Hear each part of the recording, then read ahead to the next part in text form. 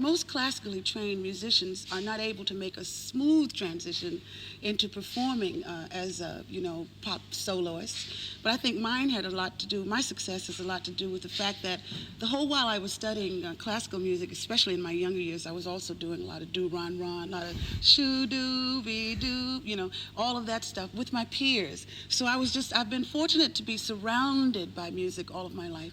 The Bach and the Chopin and the Schumann on one hand, and all of the rhythm and blues and early blues, legitimate blues, Lil Green, Lil Armstrong, all of those people, Ma Rainey, Bessie Smith. I grew up listening to all of that.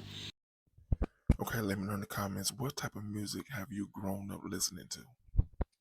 And absorbing every bit of it that I could, so I'm quite ready to try anything. I don't know how good I am at it. But what made you leave the classical side behind then, finally? Well, I had a wonderful dean at the university where I was studying, and my father, who also, both of whom advised me that as a piano major, the doors would not be as open to me when I finished that course of study, and that I should take some education. And so I did that. I took the education, and I walked away from a potential classical career, a career as a classical pianist, concert pianist. And of course, How do you think she would have been in that genre of music? you're very hard to categorize. Everybody wants to claim you soul singer, gospel. Yeah, I love everything. I think most people do. Most people certainly would like to love everything. As an active musician, I love all kinds of music. I love Joan Sutherland. I love Leontyne Price. I love Placido Domingo, Pavarotti. I just went to see a concert of his in New York. And at the same time, I go to see, James Brown when I can, Aretha Franklin. Where do you feel you belong? What do you sort of hum in the bath? Well, I don't. I do a lot of listening, actually. That's one of my favorite things to do with music, is to listen to other artists. Right now I'm listening to Boy George, and I'm listening to Prince, and very influenced by their energy. I'm listening to UB40. So where's that going to take you musically then? Oh, wherever. I think it doesn't mean that I want to do all of that, It just means that I'm open to it, and I love it. It inspires me. I think, we are all affected by not only our own heartbeat, but the heartbeat of the universe, as it were.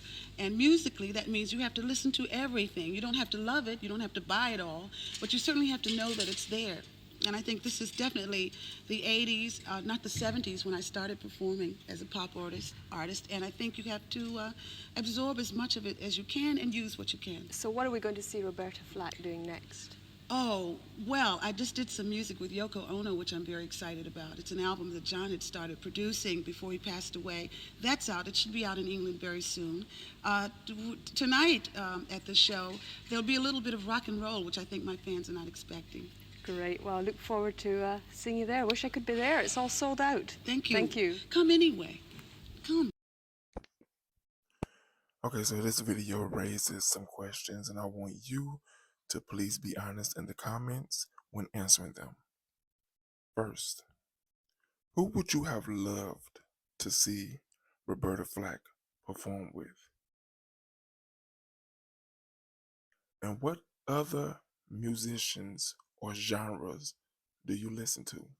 Now, please be honest when answering these questions, because it's just another way for me to get to know who you are, your mindset. Please share this video with anyone you deem necessary. Don't forget to like this video. Don't forget to subscribe to the channel.